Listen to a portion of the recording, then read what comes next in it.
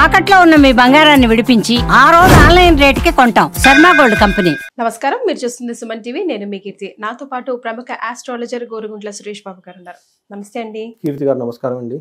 సింహరాశి వారికి ఏప్రిల్ నెలలో ఎలా ఉంటుందో తెలుసుకుందామండి ఈరోజు. సో మనం ఏప్రిల్ మంత్ కనుక చూసుకుంటే మనం ఇందులో చాలా ముఖ్యమైన పండుగలు కూడా ఉన్నాయండి. ఒకటి మోస్ట్ ఇంపార్టెంట్ శ్రీరామనవమి, రాముడి వారి కళ్యాణం ఉంది, హనుమాన్ జయంతి ఉంది. ఇవి కాకుండా మనకి మ్యారేజెస్ చాలా ఉన్నాయండి. మంచి మంచి ముహూర్తాలు ఉన్నాయి. 13, 14, 15, 17, 18 ఇలా చాలా డేట్స్లో కూడాను మంచి ముహూర్తాలు ఉన్నాయండి ఈసారి.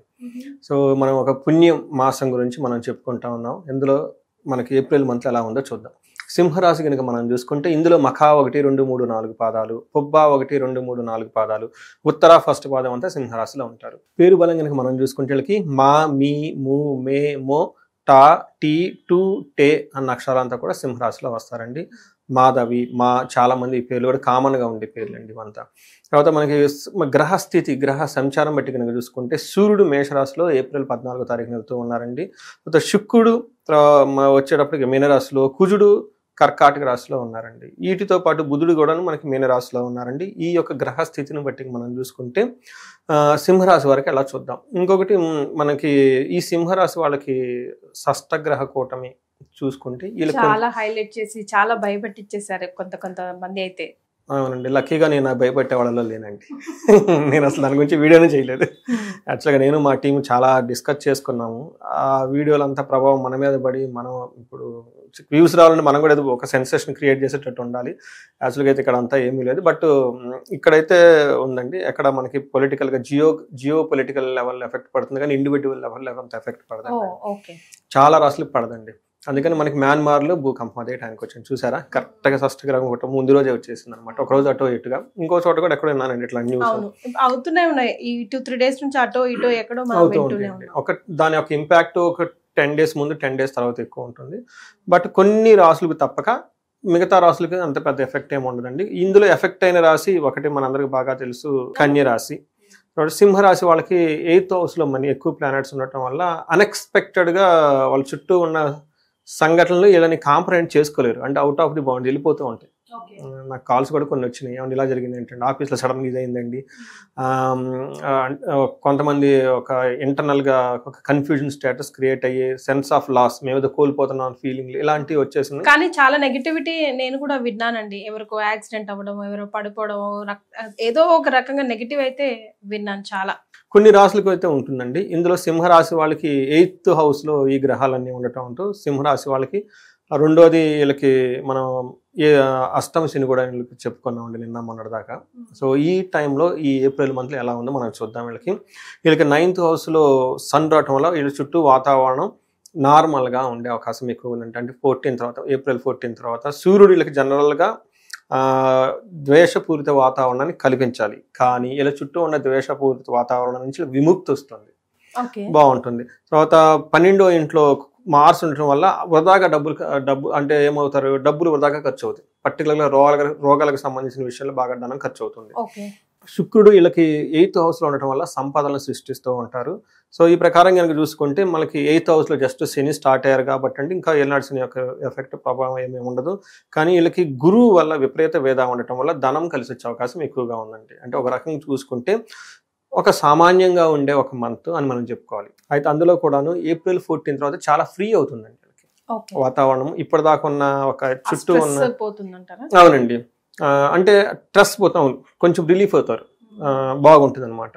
సో మనకి సూర్యుడు వీళ్ళకి ఏమవుతుందంటే 3rd హౌస్లో చూడటం వల్ల ఓవరాల్గా వీళ్ళు క్షేమంగా చక్కగా ఉంటారు. కానీ 3rd హౌస్లో 9వ ఇంట్లో ఉండటం వల్ల సూర్యుడు ఏమవుతుందంటేనండి నిందాపరాధ కలహం, నిర్దోషచ్చ, ధనక్షయం, పుణ్యార్థ లాభచ్చ, నాశచ్చ, విచార నవమస్తే రవి అని చెప్తున్నట్టు 9వ ఇంట్లో కనుక రవి ఉండటం వల్ల మంచి మంచి పుణ్యకార్యాలు చేస్తే వాటికి ఆ కార్యకాలకు సంబంధించిన ఇలాంటి ఆటంకాలు ఉన్న తొలగిపోయి సామాన్యంగా ఉంటుంది అని చెప్పుకోవాలి.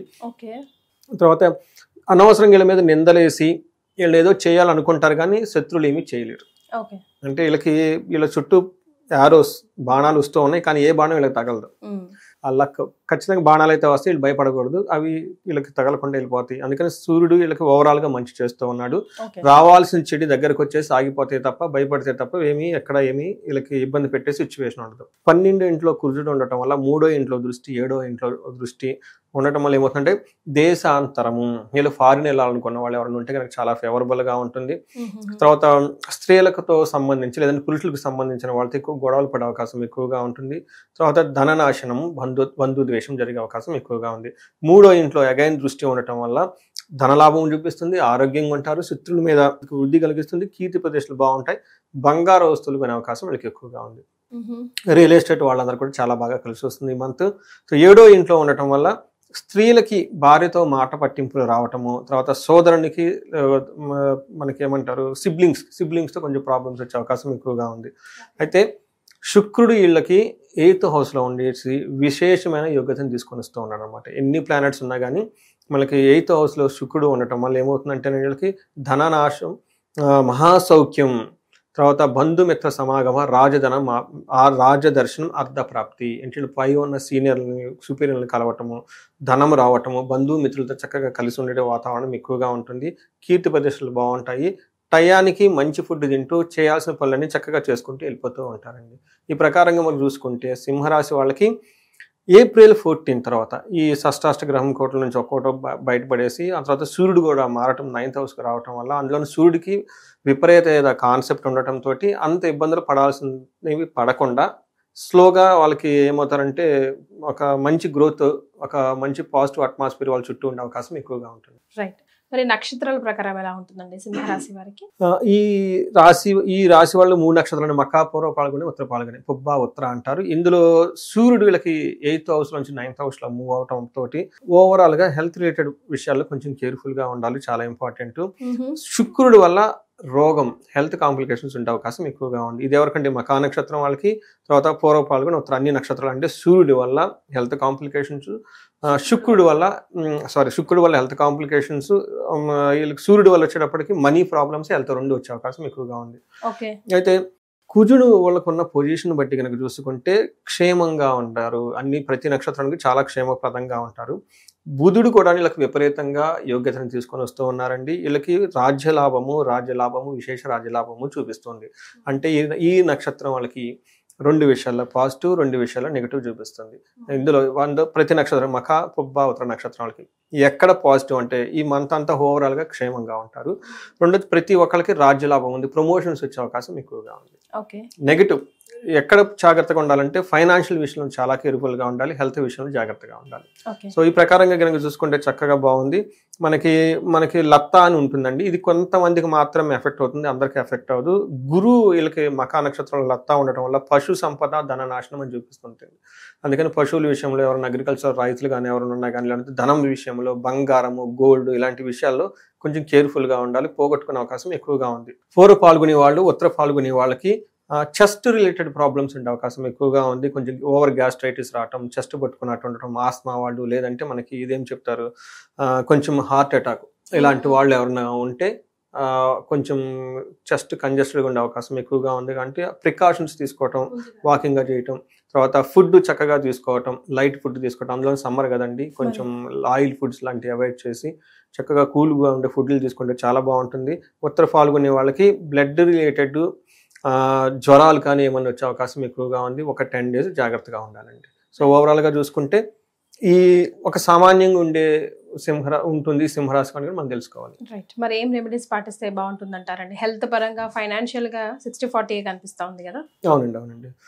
వీళ్ళకి శుక్రుని వల్ల హెల్త్ ప్రాబ్లమ్స్ వచ్చేస్తున్నాయి కాబట్టి శుక్ర గ్రహానికి సంబంధించి శుక్రవారం పూట చక్కగా అమ్మవారికి, లక్ష్మీ అమ్మవారికి చేసుకుంటే చాలా బాగుంటుందండి.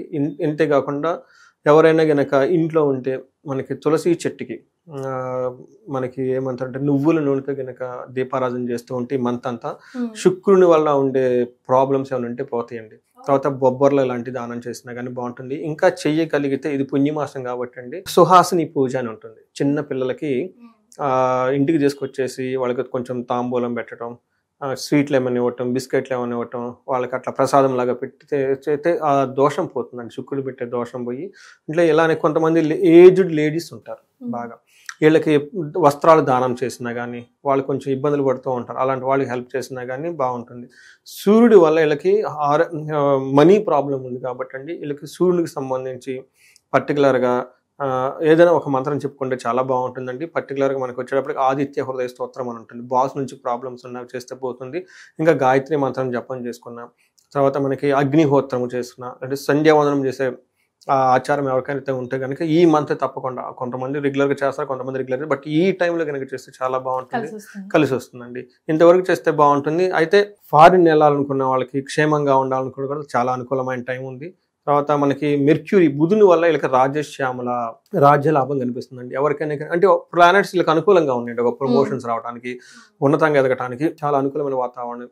ఈ టైంలో ఇంకా వాళ్ళకి ఏదైనా కనుక ఒక ఎనర్జీ కావాలి, అమ్మవారి యొక్క కృప కావాలంటే రాజ్యశ్యామల ఒక 2 days ఒక యాగం లాగా చేస్తే చాలా పాజిటివ్ వైబ్రేషన్స్ ఉంటాయండి. చక్కగా వస్తారు. పర్టికులర్గా అది మనకి నాయకత్వ లక్షణాలు ఎవరైనా కావాలనుకుంటారో, అది మనకి ఏమని చెప్తారు, ఒక కార్పొరేట్ కంపెనీలో కానివ్వండి, లేదంటే ఒక కొంతమంది ట్రూప్ ఉంటుంది వాళ్ళ దగ్గర, మ్యూజిక్ డైరెక్షన్లో అట్లాంటి వాళ్ళు ఉన్నవాళ్ళు కానివ్వండి, లేదంటే ఒక చైర్మన్ అవ్వాలి, ఒక హోదాలో కూర్చోవాలి, పొలిటిక్స్లో ఉండాలి, వీళ్ళకి రాజశ్యామలో చాలా చాలా యోగ్యతను ఇస్తూ ఉంటుందండి. నేను చాలా మంచి రిజల్ట్ రావడం చూశానండి. అంటే వాళ్ళ టోటల్గా పూజ అయిపోయిన తర్వాత వాళ్ళ జాబ్ గురించి వాళ్ళ పర్సెప్షన్ మారిపోతుందండి. అంత ముందు చేసే వాళ్ళ విధానం, వాళ్ళ థింకింగ్ అంతా మారిపోతుంది. ఒక బ్లిస్ ఉంటుందండి. జనరల్గా ఇందులో ప్రెషర్ ఉంటుంది కదండి. ఎప్పుడైతే మన నాయకత్వ లక్షణాలు అంటామో ఇదేమవుతుంది అదేమవుతుంది అని భయం ఉంటుందండి. అలా కాదండి, ఒక ఫ్లోలో వాళ్ళు వెళ్ళిపోతూ ఉంటారండి, వాళ్ళ మైండ్ థింకింగ్ కూడా.